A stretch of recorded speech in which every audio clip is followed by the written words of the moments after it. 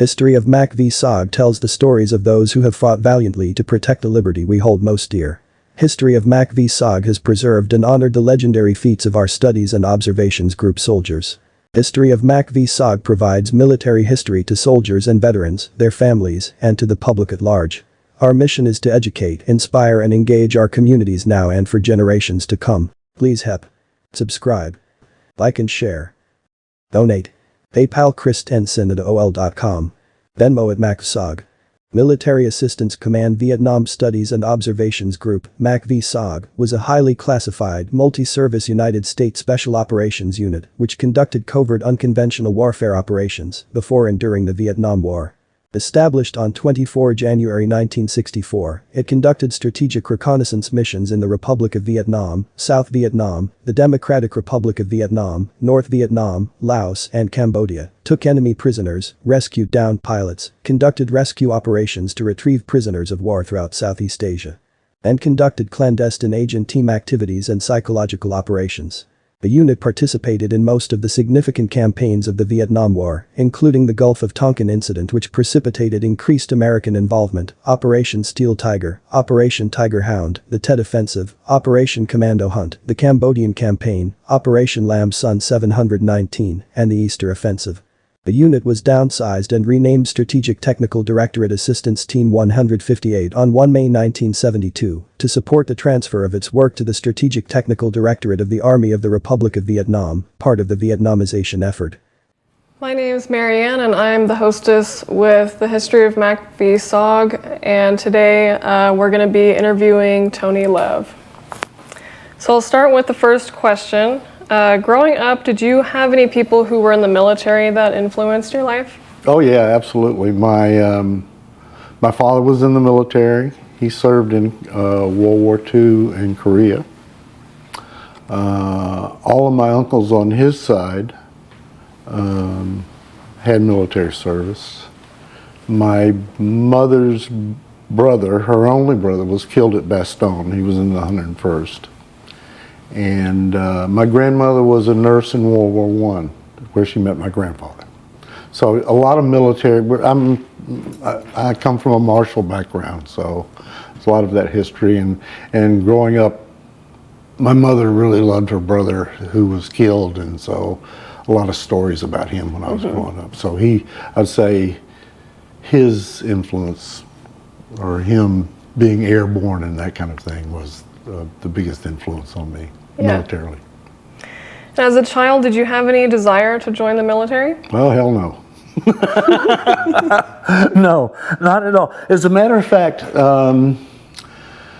I finished high school and I started working for the phone company, and I started out in a low job and worked my way up to be an installer repairman. And I remember I was on the job one day with a guy who had just gotten out of the service. And I said to him, well, why would anybody want to waste 3 years of their life? And he was like, got huffy about it, no, 3 years of my life, it wasn't a waste, that kind of thing. And then it kind of wasn't long after that until I joined up. I don't know. I don't know what shifted for me. I was married young. I kind of started at work. I kind of started looking around at the guys who were a lot older than me and what jobs they had and how they were, and I just didn't like the way that was looking in terms of my future. And so I figured if I joined the military, I'd at least have a break from that. I'd at least have a break from that and be able to decide something else, or decide to go back when I came back. When did you first hear about Special Forces? Well, the song was out.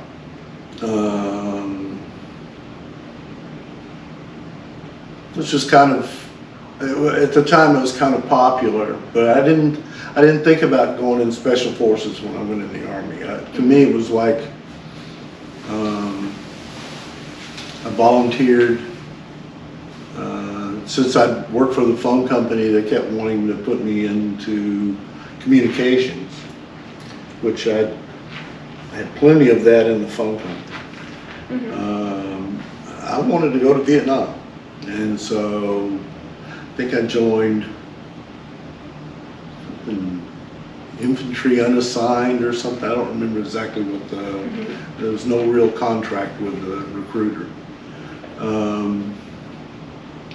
I learned a special, well, I was in, I didn't do well in school, but I tend to test well, and I don't know why that is. But I tested well for OCS, so I qualified to go to OCS. And so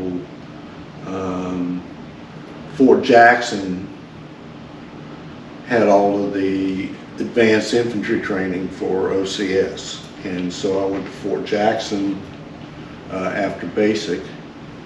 And while I was at Fort Jackson, they put us in the bleacher for some kind of demonstration or something, some class or whatever the hell they were doing. So we're sitting in the bleachers, and this small plane comes over, and out jumps a guy, and he free falls for maybe 10 seconds or 20 seconds, pops open a paracommander, and he flies down and lands in front of the stands. And he was a Special Forces recruiter. You know, boy, I want some of that. That I want to be. And so, canceled my plans for OCS, and immediately left for Fort Benning to go to chump school, and then, which was at the end of July and first week in August. Which anybody in Georgia will tell you that is very hot and very humid. But since I'm from that area, it didn't affect me that much. And then to Fort Bragg for Special Forces training. When did you go through the selection? Let's see, I started in probably September of '66, and I graduated in May of '67. So went through phase 1, did okay with that. Phase 2 is your MOS training. I was in COMO. I think I went to COMO because if you had any communication experience in your life, everybody wants to throw you into that. And it was the shortest MOS course to get you into a group. So what did you think of it all? Did you like it? I love the COMO school itself. I love being able to do Morse code, and and I was pretty good at that, sending and receiving. Matter of fact, I cheated for some of my buddies in class so they could pass the test. But I ended up being a lousy COMO man. I hated it. I mean, it just didn't never work for me.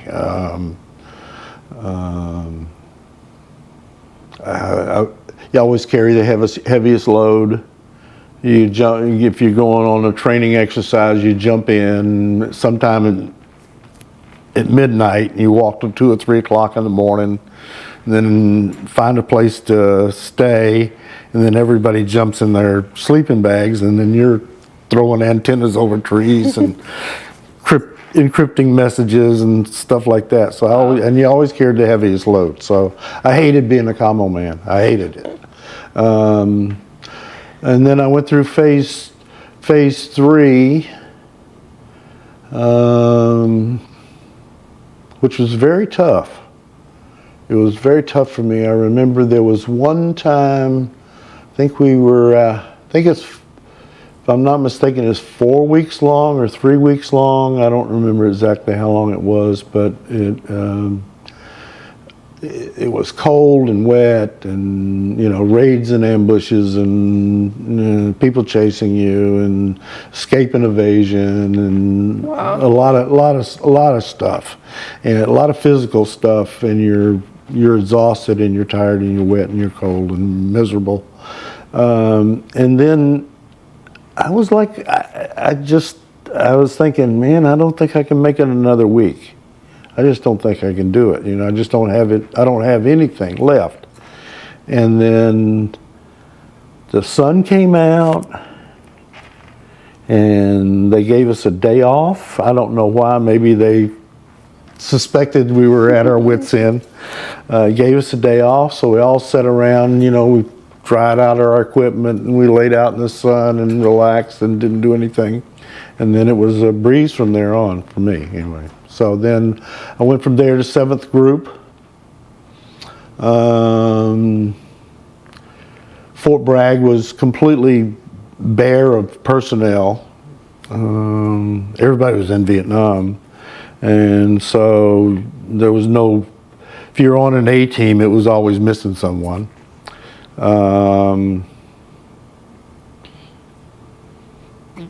Didn't do much training. When I was in 7th, we didn't do much training. We did a lot of pulling of post details, KP, and that business. Hated it. I had a buddy that was on the Halo detachment that would call for me specifically to come on details, and he would let me sleep on top of the unpacked parachutes. But that was few and far between. So I hated it. So somehow I had got Ms. Alexander's number. I called her. Said I wanted to go to Vietnam. She said, go tell your sergeant major you have orders on the way, and I said for you to start clearing posts. So that's what I did, and that's what I did. He wasn't happy about it, but that's what I did.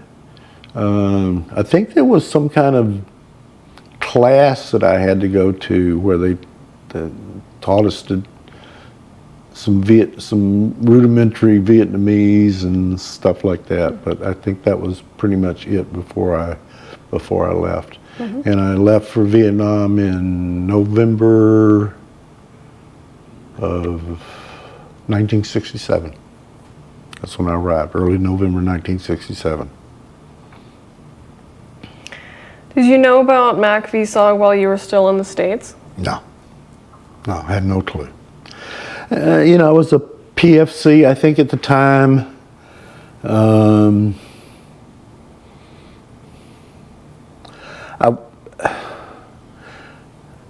was kind of young and immature, I have to say, and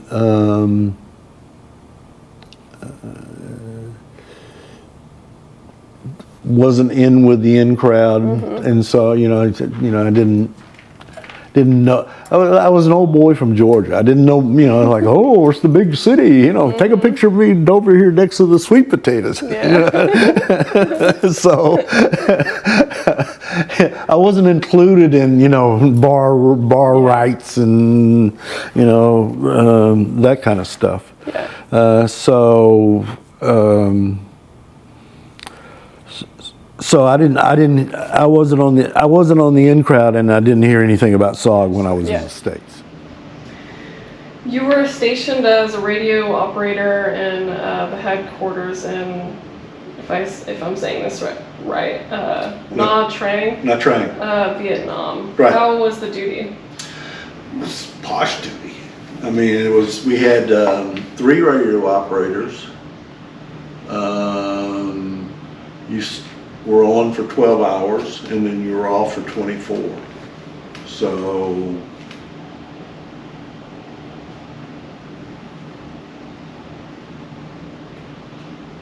pretty much every other day you were off for 24 hours. Mm-hmm. So it was like, and plus you're in the Trang, which is like French cosmopolitan, stuff. I hated it.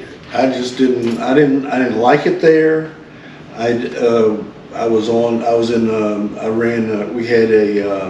commo bunker, and we had 2 radios. I'll kill that fly if you want. We can pause, and I'll go get my bubble salt. I'll go get my bubble salt, and we'll take care of that. Had 2 radios, 2 Prick 25s. And then we had a double bank of switchboard. And if Nha Trang was hit, then what happened is we would coordinate all of the area defense in through that commo bunker. We would put everyone that needed to be in touch with everyone through that system. And so when I was in the training, I heard about SOG. Didn't hear much about SOG, but I'd go to the club and they would say, oh, those are those SOG guys, you know, and they all had mount-yard bracelets and, you know, cliquish and, you know, people leave those guys alone, you know, they're crazy, they're a SOG. So I kept thinking, you know, I want to be one of those guys. It's like, like joining a motorcycle club or something. I want to be a prospect. So I went to my boss, who was a lieutenant,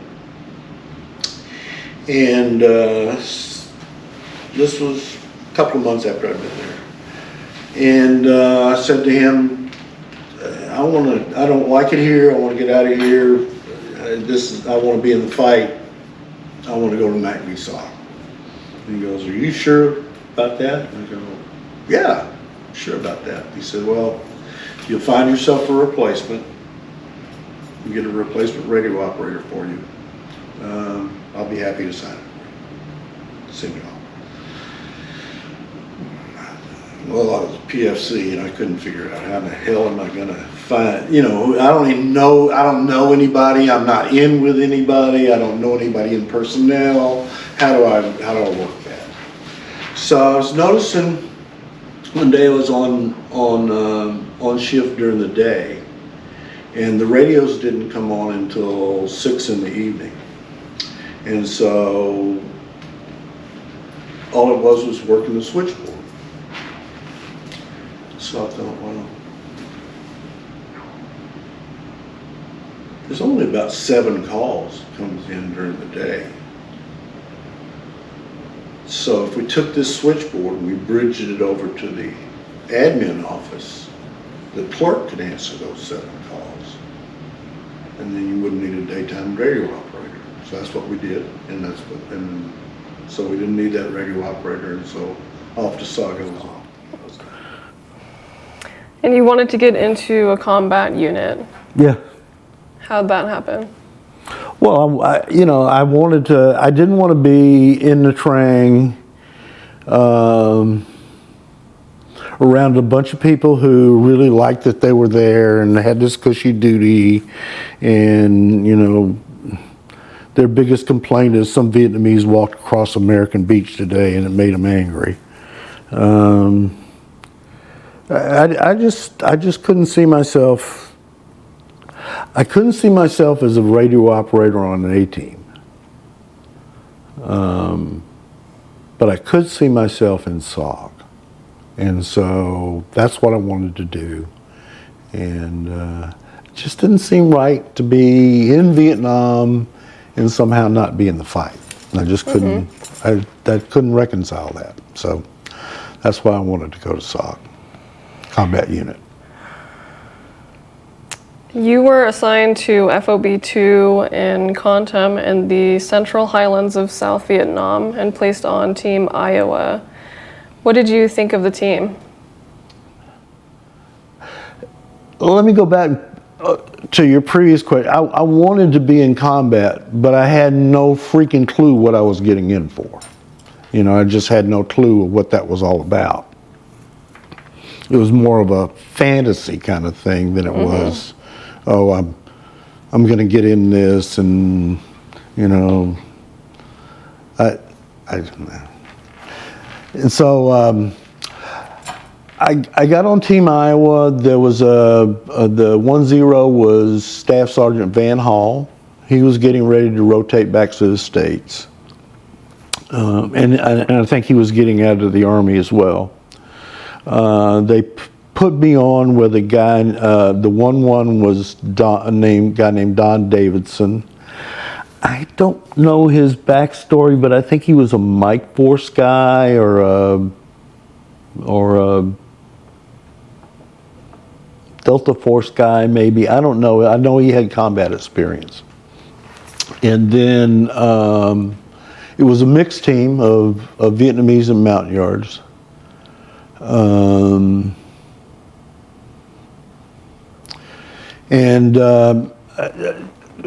Van Hall and Davidson, they could speak, they had this combat language that they spoke that both of them kind of understood and spoke it. And I was privy to it, and I understood the words, but I didn't have any clue really about what they were talking about.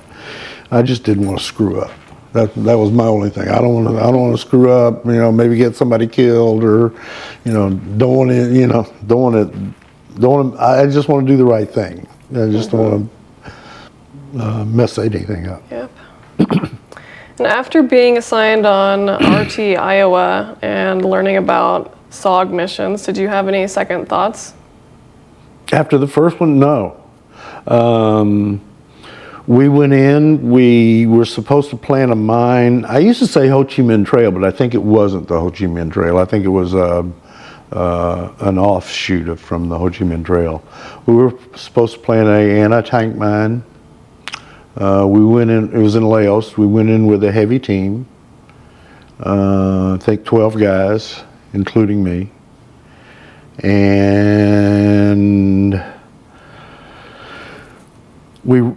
first day we ran up on a couple of foxholes that were pretty neatly dug. They were all squared off next to what looked like a landing zone, so we assumed that they were landing zone watchers. But it wasn't the landing zone we came in, but they were empty and abandoned, and we planted some what we call toe popper mines in them. We planted 4 in there, and that was the first time it kind of hit me that this was not like a game. That they're real people, and at the same time, I also. I don't know if this makes any sense, but I had all the training at Bragg, raids and ambushes and all that stuff. But it didn't until that first mission, and I saw those bunkers, and then it kind of clicked with me. It went, this is like hunting. I know how to hunt, so. I don't know if it really made any difference, but in my mind it made a difference. And so we finally we went down the steep hill and then up a steep hill, and we were on top of this hill, and then down into the next valley was where the road was. And so we were coming up with plans about how to go about planting the mine. And so Van Hall and the indigenous team leader was going to go down. We were going to stay up on full security at night on top of the hill. They were going to go down and plant the mine on the road, withdraw, and then we were going to get the hell out of there the next day. But we got up on top of the hill, and we heard from down in that area, we heard a lot of Vietnamese language being spoken, yelling. And so I remember Van Hall looked at the interpreter and says, "What are they saying?" And he said, "They say they come kill us." No noise discipline at all. We slid back down the hill that we came, and then we're moving up the side of up the other hill, and that's when they started taking pop shots at us. I don't think they really knew where we were. And then we started moving below the ridge of the hill. We started moving crosswise because we saw a large formation of rocks, and so we knew we could get behind the rocks. And I remember I was calling for the relay site, which is Leghorn, And I remember my call sign was Lockjaw. I remember Leghorn, Leghorn, and this is Lockjaw, Lockjaw. Leghorn, Leghorn, Lockjaw, Lockjaw. Nothing, nothing, nothing. And then just before I got to the rocks, I could hear them come on. And I said, we're in contact and we need air support. And he goes, that's what Van Hall's yelling. Tell them we need air support. So we need air support and to get covey over us and so and then I noticed if I took one step away, I couldn't hear them and they couldn't hear me. And so I had to stand there for a little bit until we was sure we had air support on the way. And then I got behind the rocks. And then we got air support. Man, we had like A1Es. They were doing cluster bombs and 250-pound bombs and 40-millimeter cannons and napalm. And man, it was like, oh my God, this is something else, man. Blowing shit up, and that was exciting to me, man. And they couldn't pull us. It was late in the day, so they couldn't pull us out, and so we had to spend the night. Nobody bothered us, but I think we counted.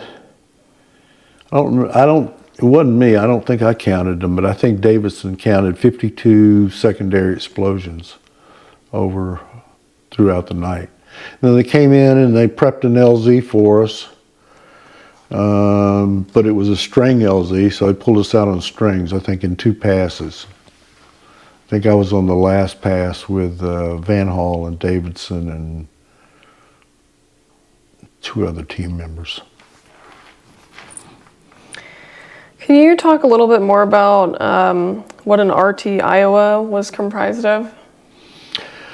Well, like I said, it was a mixed team, Vietnamese and Mount Yards.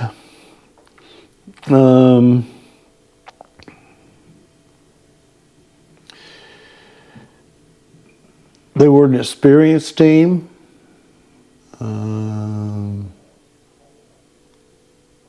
I ran missions with them, with Davidson.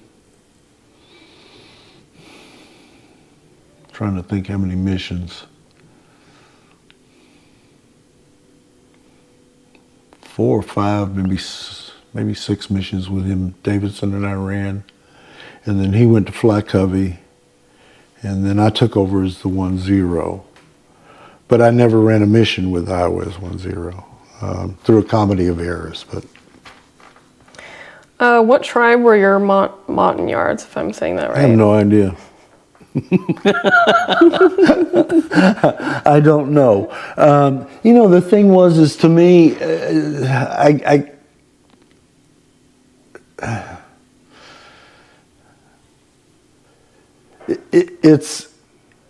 it was an odd thing, given that, I grew up in the segregated South, so I was around racism at its most blatant.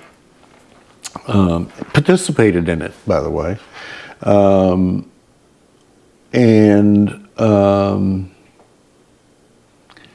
I think because I switched teams so much, I never fell in love with Mountain Yards. They were all like mercenaries to me. It was all, I was on a mixed team to begin with, Vietnamese Mountain Yards, they were getting paid. I didn't give a shit. I don't think that way now. I think, oh my God, how lucky I was to have those guys. But I didn't think about them that way then. So it was, a lot of guys, fell in love, and rightfully so. They're ferocious jungle fighters. They're really good at what they do. I mean, so back then I didn't give them the respect they deserved. So I didn't pay attention. Mm-hmm. So I don't know what tribe they were from. Yeah. I think you mentioned you had a code name. Razor. Razor? Yeah, I think I picked that. They gave us a list.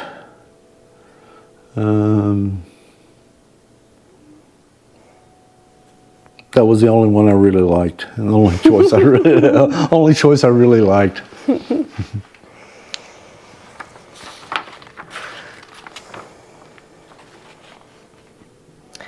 How many cross-the-fence missions did you do? I was trying to count that up. I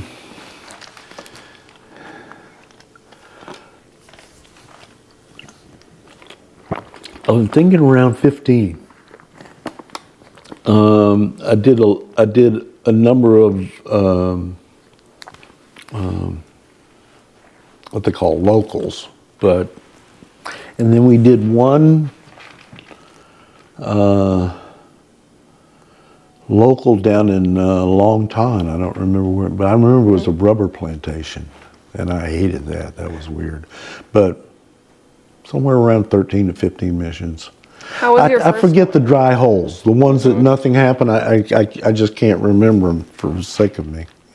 How was your first one? My first one, like I said, was pretty exciting. Watching those A1Es drop that ordnance, man, and I didn't call it in, but there was a time when you got to call it, when I did get to call it in, and it was like being God, man. You say, kill those people over there, and then the next thing you know, a plane comes in and drops shit on them, and they go up in flames. It's the most exciting thing I've ever done in my life. I mean, I love doing it. Yeah, it was a thing. What weapon did you use? Used Car 15, and I had a sawed-off M79 grenade launcher.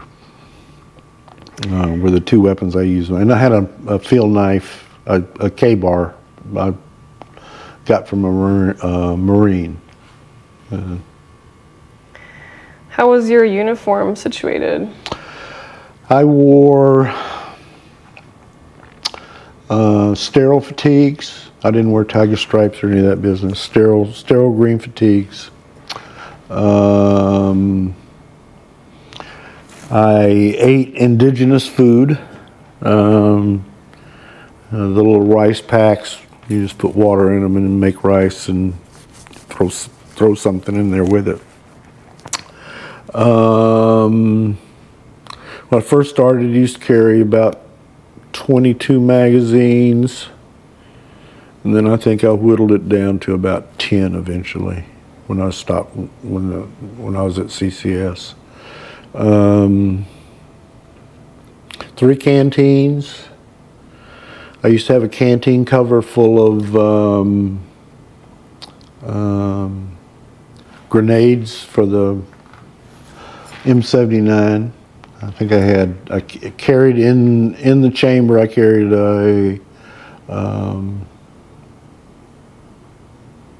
not a flechette, but I forget it was like a shotgun shell. It had pellets. Canister, a canister round. I had some high explosive rounds, maybe 3. I had a white phosphorus round, and I had a CS tear gas grenade round. What else? I had 2 thin plastic sheets. At night I'd put one sheet on the ground and just open my web belt, lean back against my pack, pull the other one up over me. My kind of thing was travel light, sleep cold at night. So. You might have mentioned this already, but when did you become the 1-0 for RT Iowa? Well, that was after Davison left. So Don Davison went to Flat Covey. I took over as the 1-0 for Iowa. And then they sent me a 1-1. I was a buck sergeant. And they sent me a 1-1 who was a staff sergeant. And I was online to go on a wiretap mission. And I had all the equipment, and I was briefed on the equipment and told where it was, and I was all briefed up. I was just waiting to get a 1-1, and so an E6 came in think he was a commo guy. He was a commo guy. E6 came in and told him the mission, briefed him on the mission, briefed him on the team, and he, I don't think he wanted any part of that. So next thing I knew, he was working in the commo bunker. And then they sent me another guy, an E4, briefed him, got him all set up, did a little training with the team, and then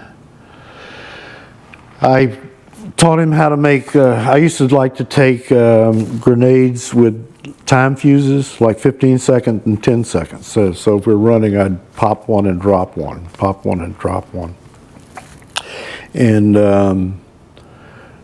so I had him make them up. I told him how many I wanted, taught him how to do it. So you cut the fuse this long, and put a blasting cap and a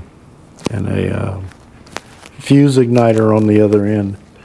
And so he took the blasting caps and he dumped them in an ashtray while he was doing this. I wasn't there. And evidently he smoked a cigarette and he put a cigarette in the ashtray. So they all blew up in his face. Oh my God.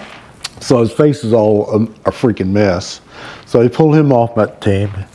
And by that time, I think Bob Barnes was wanting to run Recon, and they put him as the 1-0 of California, and they put me as his 1-1. Oh, I'm sorry, I didn't mean to touch the mic.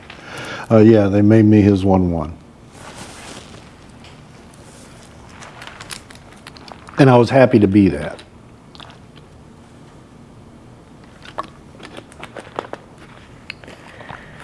And can you tell us about Sergeant Barnes? I love the guy. He was a big guy. The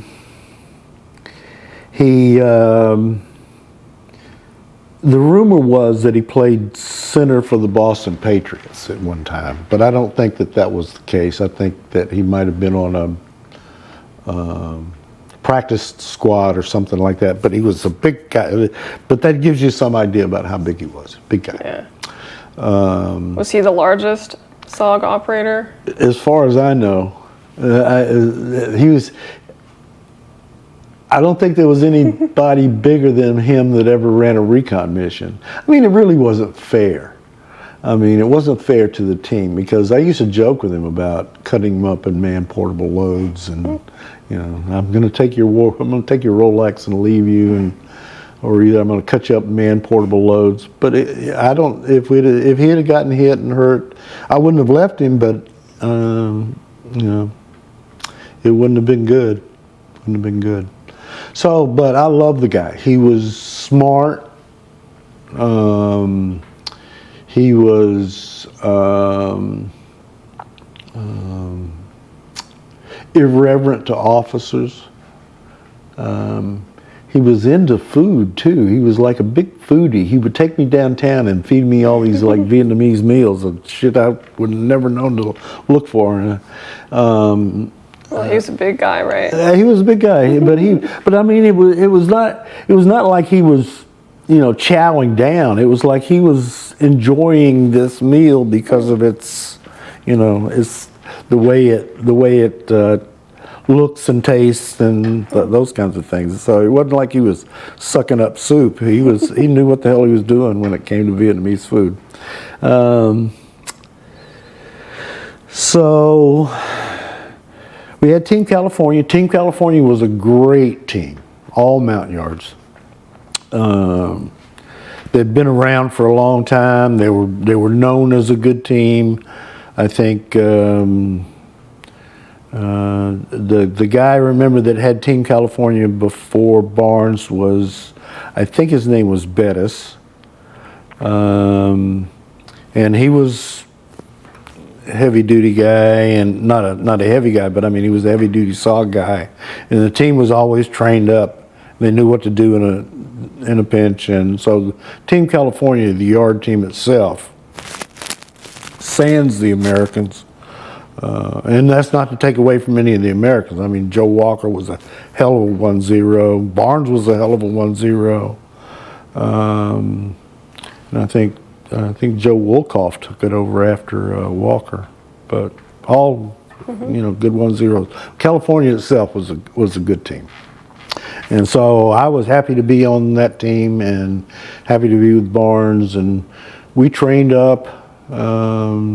He had his own certain ways of doing things, and I was happy to be with him. And I knew that he was gonna, that I could screw up as pretty bad as I wanted to, and he was gonna protect me. So I felt a lot of freedom with that, and What was your mission you had with him? I don't remember exactly what the primary mission was. It ended up we were going to do a prisoner snatch. But remember we geared up for it. He wanted to go in at last light. I did not want to go in at last light. He had a thing about that, and I kept trying to convince him, no, I like early or midday, that way we, if we get shot up, we can get the hell out. And he goes, no, it's better if we go in last light, and then we can grab a RON and whatever the hell he was saying. Going in at last light scared the shit out of me. So, but it was his team, so that's what we did. So we went in the last light,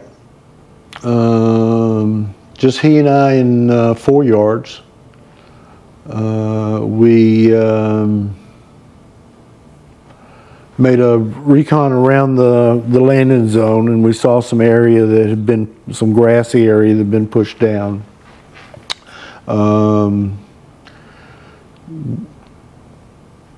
Thought we may have trackers. We didn't know. We weren't sure, but it didn't look human. It was probably some animal. Anyway, so we found a place to sleep overnight. Got up the next morning, and then we went down into this valley. Heavy vegetation. Got down into the valley. It was dank and rotty, and we saw a boot print. Only one boot print. So we took a picture of it. And then we went up this steep hill, and as we got to the top of the hill, the hill was completely bare. It would all either Agent Orange or overuse. None of the vegetation was green. It was all brown. And so on top of the hill there was a zigzag trench, and then to this side of the zigzag trench was a platform. I called it a sniper platform. I don't think that's what it was, but it was a high platform. And then there was a bunker off to the other side of on both sides of the zigzag trench. So it's a fighting position. And so we were up there for about an hour. Barnes drew a diagram of it. We took pictures. Who else was on the team? It was just Barnes and I, and 4 yards from California. And so we're up there for about an hour, and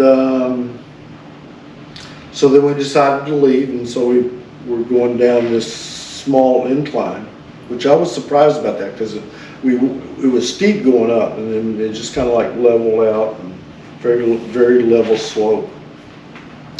And we're walking forward, point man got us to get down, and we got down. We could hear some Vietnamese talking. So it was numbers, Vietnamese numbers. And so Barnes and I and the Indig team leader, we crawled over to where we heard it. And there was a guy cranking a generator, North Vietnamese cranking a generator.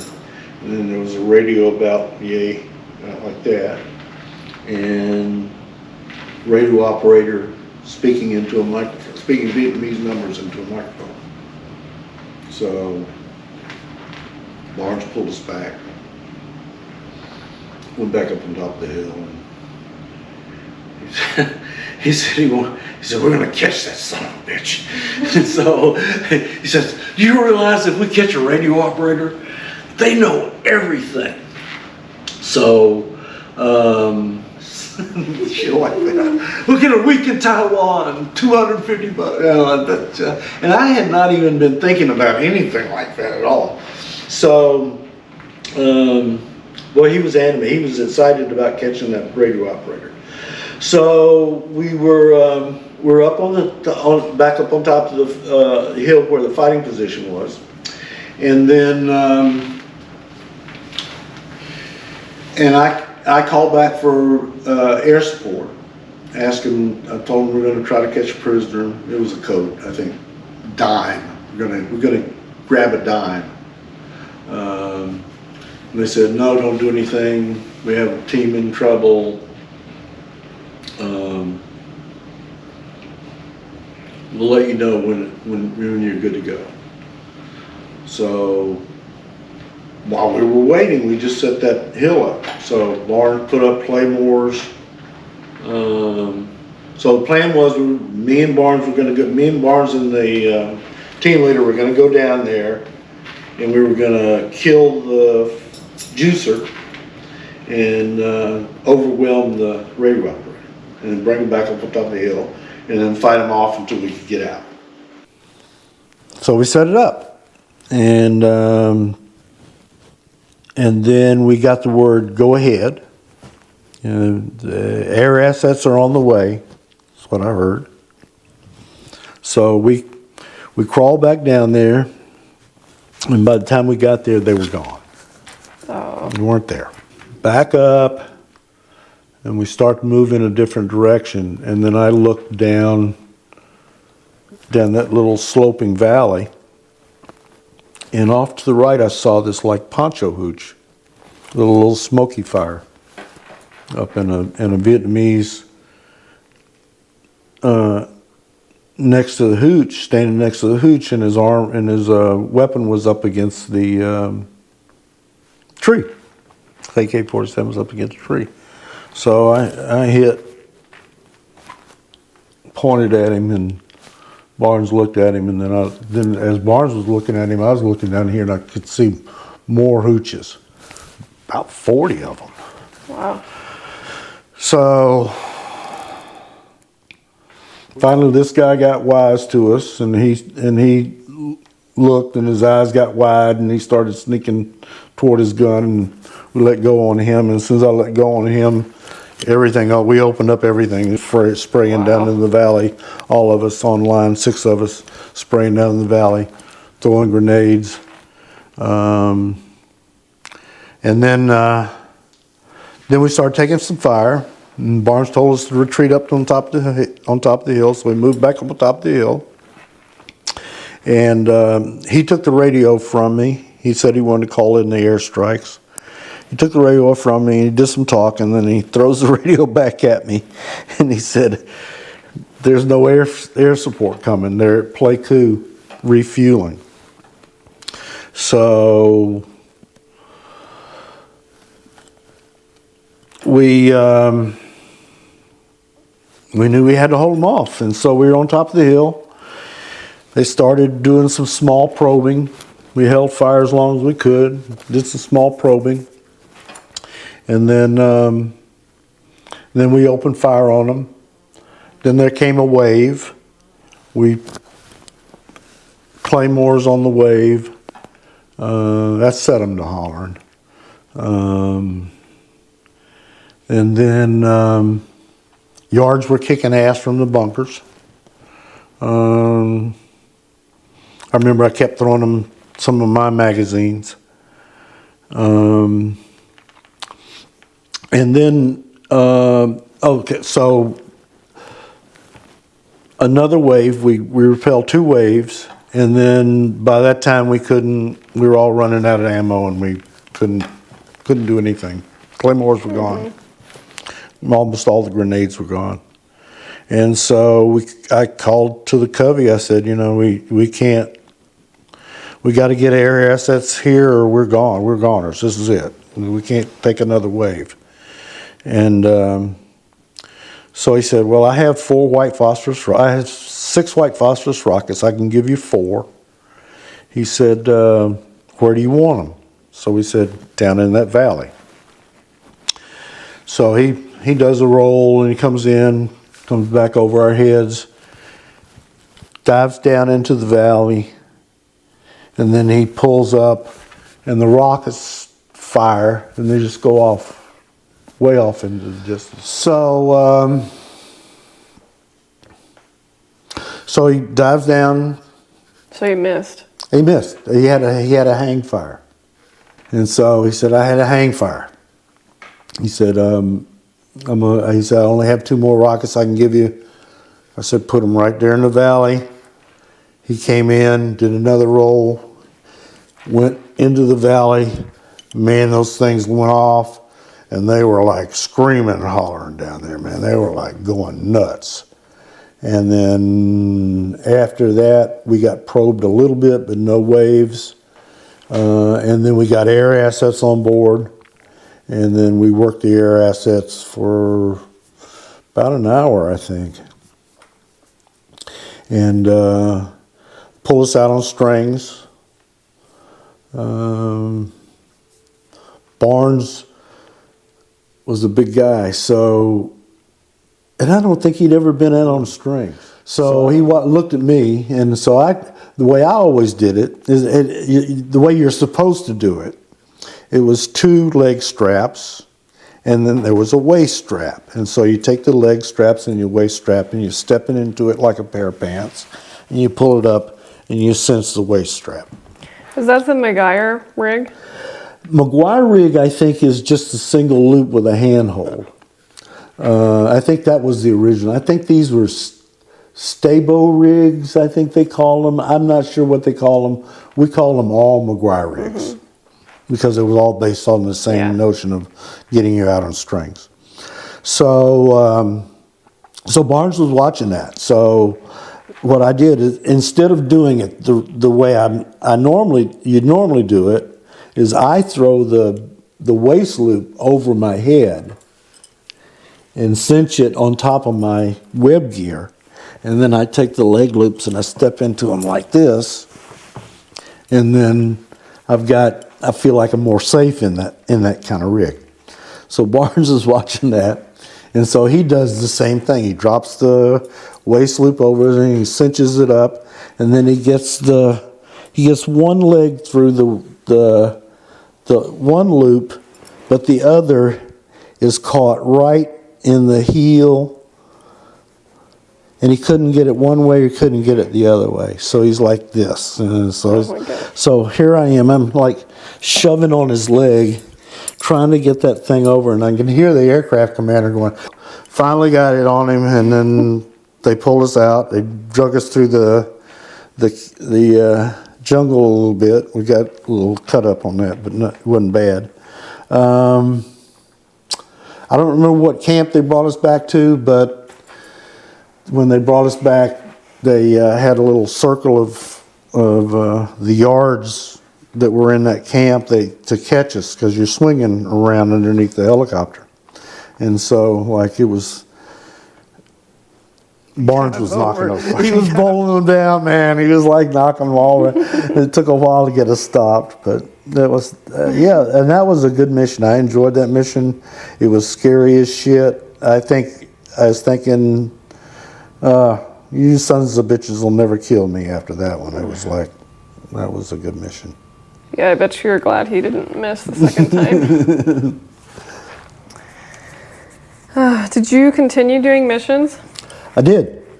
Like I said, I think, well, as soon as we got out of that one, they pulled Barnes off. I think they realized he's too big for this. So was he really tall, or? He was tall and big. How tall do you think he was? He was 6'3", 6'4". At least 250, you know, maybe more. I have some pictures of him and a guy named Van Hall, and Van Hall is about my size, and so I can show you. I can show the difference. And then, like I said, I ran one more mission with Team California, and then I think that was all the recon I ran. I went up to Leghorn for a couple of weeks, but then I ran recon at CCS when I went back to TDY after that 4 months later. Yeah. So you stayed in the military? Yes, 20 years. Wow.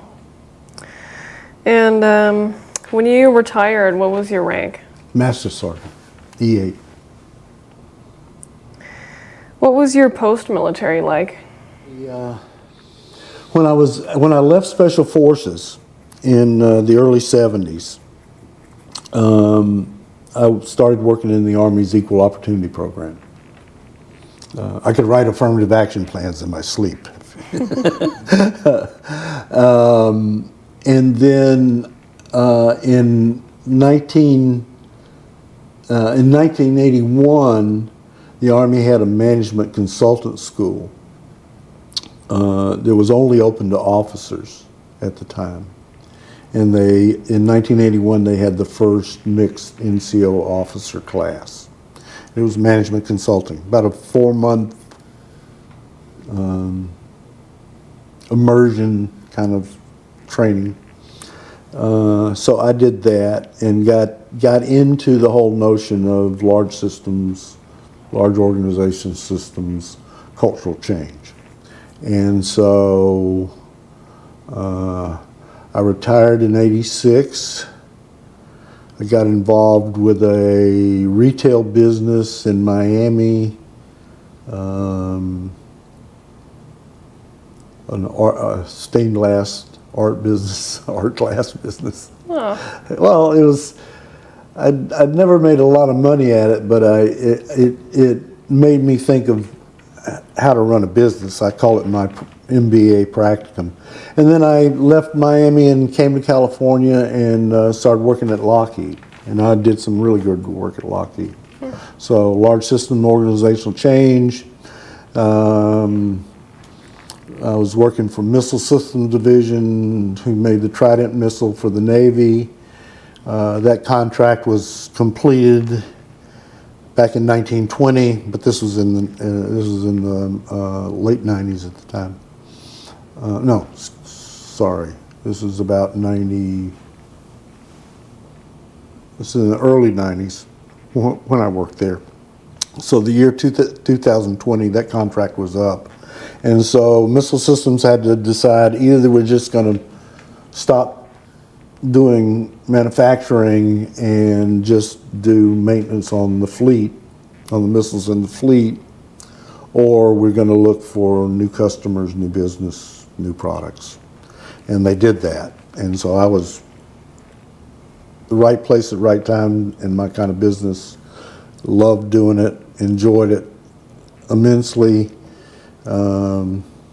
Had the epiphany that organizational culture lives in language, and so I quit and got a degree in linguistic anthropology.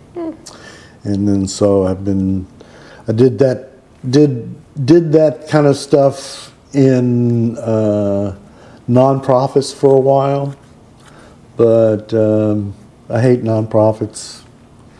I mean, they do good work, but the business model isn't a good business model.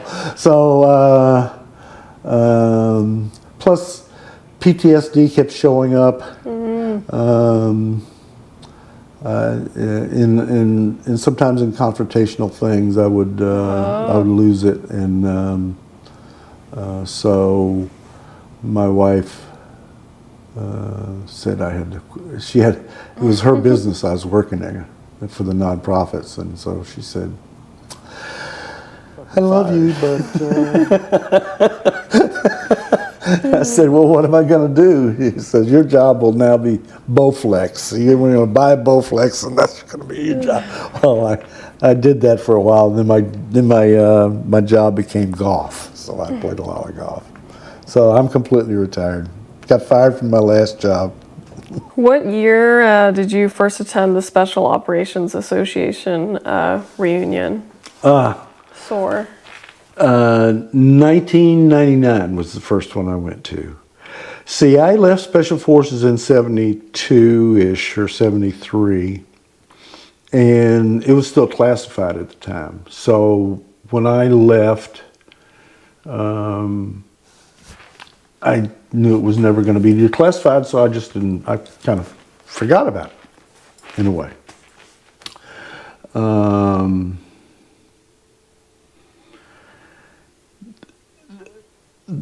Then after I left Lockheed and I was trying to get my degree in linguistic anthropology, as a matter of fact, I was a senior. I was doing my senior thesis, and I was on my way from school to San Francisco because I was working as a bouncer. And I don't know if you know Charlie Berg.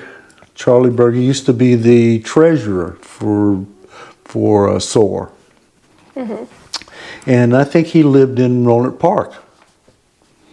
And so we're both going towards San Francisco, and he had a license plate that said MACV-SOG. This is 98. So I'm honking my horn and pointing and MACV-SOG, yelling SOG out the window. So we pull off the freeway, and he's an amputee, so he jumps out of this truck, hopping around on it. So he's like looking at me like, I go, I was in SOG FOB2, and then like looking at me like you would look at somebody that comes in your shop and tells you that they were there. Not so sure. This guy was with SOG. No, FOB2, and then I said, I didn't even know it was declassified. Oh yeah, we've been having reunions forever out in Las Vegas, and yeah, you got. Yeah. So I gave him a business card, and by the time I got home from work, he was on my voicemail, which tells you how long ago. On my voicemail saying, "Oh, I didn't know you were on Jerry Waring's team, and you got to come to the reunion. I'm sending you an application." And so I did an application. I guess I was vetted, and so the first reunion I went to was in 1999. And this was before all of the aircraft people were allowed to be a member. And so it was small. It was just a small group of folks. I got there. I did not know a soul. I didn't recognize anyone. Couldn't put a face, couldn't think of a name, didn't know anyone. And everybody knew me. I mean, they were going, oh, are you Tony Love? And as a matter of fact, this is so surreal. There was a guy named Jim McGlone, whose nickname was Blue or Old Blue. He was from Atlanta, Georgia, and I'm from Atlanta, Georgia. And so when I was at FOB2, he took me under his wing because we're both from Atlanta, I guess. And so he was coming to the 99 reunion because he knew I was coming. So everybody goes, oh, Jim's looking forward to seeing you, man. Oh, he can't wait to see you. He walked up. I didn't know who he was. I had no idea. I pretended like I knew him, but I didn't. And it was, like I said, it was surreal. It had to be something mental going on with me. I don't know what it was, but it was strange. Everything was very healing for me, but that was the strangest thing, that I didn't recognize anyone. I didn't, and most of the people recognized me. That was really weird to me. So McGlone says to me, "Oh yeah, I was trying to get in touch with you in 1978. I was in Atlanta and I saw the obituary for your father, and I realized that I was stationed with your dad in Korea." Now that's a small world thing. How in the world that we're stationed together at FOB2 and he was stationed with my dad in Korea? I can't. Yeah. That's one of those weird things. Anyway, so loved 99. Like I said, very healing for me. Got to see a lot of the guys, you know, remember stuff, tell stories. It's very interesting. Yeah. Yeah, loved it. Was going to SOAR therapeutic for you? Oh yeah. Yeah, the first one was. The second one, it was kind of weird because it was in